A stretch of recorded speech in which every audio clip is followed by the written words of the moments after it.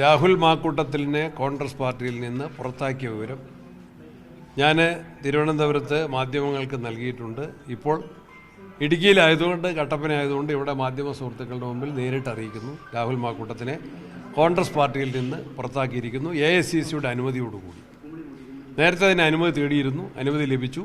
അനുമതിയോടുകൂടി ഇപ്പോൾ പുറത്താക്കിയിരിക്കുന്നു. അനുമതി ലഭിക്കാനുണ്ടായ കാലതാമസമാണോ ഈ നടപടിയിലേക്ക് പോകാൻ? നടപടിക്രമങ്ങളുടേതായ കാലതാമസം. രാജിവെക്കുന്നതാണ് നല്ലത്. ജാമ്യം നിഷേധിക്കുന്നവരെ കാത്തിരുന്നത് എന്തുകൊണ്ടാണ്? അതൊക്കെ ഞങ്ങൾ സമയത്ത് ആലോചിച്ച് ഉചിതമായ തീരുമാനം. കോൺഗ്രസ് ഹൈക്കമാൻഡിൻ്റെ കൂടി അപ്രൂവൽ വേണം.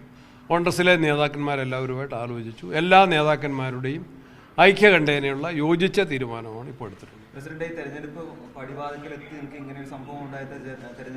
തെരഞ്ഞെടുപ്പിനെ ഒരു തരത്തിലും ബാധിക്കില്ല.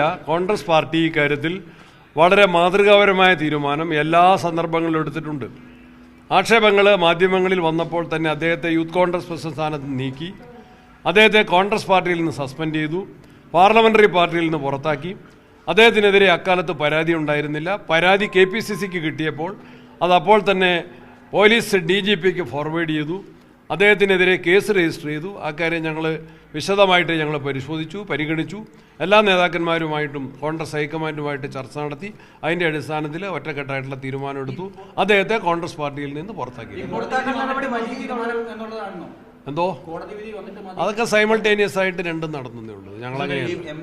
അപ്പം അത് വേണമെങ്കിൽ ഞാൻ അയച്ചു കൊടുത്തതിൻ്റെ അതിന് മുൻപായിട്ട് തന്നെ തീരുമാനമുണ്ട്. പക്ഷെ പ്രഖ്യാപിച്ചത് ഇപ്പോഴാണ്, അറിയിച്ചത് ഇപ്പോഴാണ്. രാഹുലിന്റെ ചെയ്തികൾ അത് നിയമത്തിൻ്റെ വഴിക്ക് പോകട്ടെ എന്ന് ഞാനും കോൺഗ്രസിലെ മുതിർന്ന നേതാക്കന്മാരെല്ലാവരും നേരത്തെ പ്രഖ്യാപിച്ചിട്ടുള്ളതാണ്. നിയമത്തിൻ്റെ വഴിയുമായിട്ട് മുന്നോട്ട് നീങ്ങും. രാഹുലിന്റെ ചെയ്തികൾ അത് കോൺഗ്രസ് പാർട്ടിക്ക് വലിയ തോതിൽ ദോഷമുണ്ടാക്കിയോ? കോൺഗ്രസ് പാർട്ടിക്ക് ചെറിയ തോതിൽ അത് ദോഷമുണ്ടാക്കിയിട്ടുണ്ട്. അതിനെ മറികടക്കാൻ പാർട്ടി എന്താണ്? പാർട്ടിയുടെ വിശ്വാസ്യത ഒരു കാരണവശാലും തകരില്ല. പാർട്ടി എടുത്ത നിലപാടുകൾ കൊണ്ട് ജനങ്ങളുടെ മുമ്പിൽ കോൺഗ്രസിന് കൂടുതലായിട്ടുള്ള വിശ്വാസമാണ് കിട്ടുന്നത്. കോൺഗ്രസ് മാതൃകാപരമായി CPMനെ പോലെയല്ല. കളവ് കേസിലെ പ്രതികളെ സംരക്ഷിക്കുന്ന, അവർക്കെതിരെ ഒരു നടപടിയും സ്വീകരിക്കാത്ത CPMും കോൺഗ്രസും തമ്മിലുള്ള വ്യത്യാസം ജനങ്ങൾക്ക് നന്നായിട്ട് ബോധ്യം വരും. രാഹുലിനെ സംരക്ഷിച്ചു വന്നിരുന്ന യുവനേതാക്കളും ഇപ്പോൾ കോൺഗ്രസിലെ മുഴുവൻ നേതാക്കന്മാരും രാഹുലുമായിട്ട് നല്ല സൗഹൃദമുള്ളവരും യൂത്ത് കോൺഗ്രസിൻ്റെ പ്രസിഡന്റായിട്ട് പ്രവർത്തിക്കുന്ന കാലത്തുള്ള സ്നേഹബന്ധങ്ങളുള്ളവരെല്ലാം യൂത്ത് കോൺഗ്രസിലും കോൺഗ്രസ് പാർട്ടിയിലും ഉണ്ട്. അവരെല്ലാം പാർട്ടിയുടെ ഒരു തീരുമാനം വന്നപ്പോൾ അവരെല്ലാം തീരുമാനത്തിൻ്റെ കൂടെ നിൽക്കും. പൂർണ്ണമായിട്ടും ഒറ്റക്കെട്ടായിട്ടുള്ള തീരുമാനമാണ്. രാജിവെക്കുന്നതാണ് നല്ലത്. അത് പാർട്ടിയിൽ നിന്ന് പുറത്തായാൽ പിന്നെ അദ്ദേഹം വ്യക്തിപരമായിട്ടാണ് തീരുമാനിക്കുന്നത്.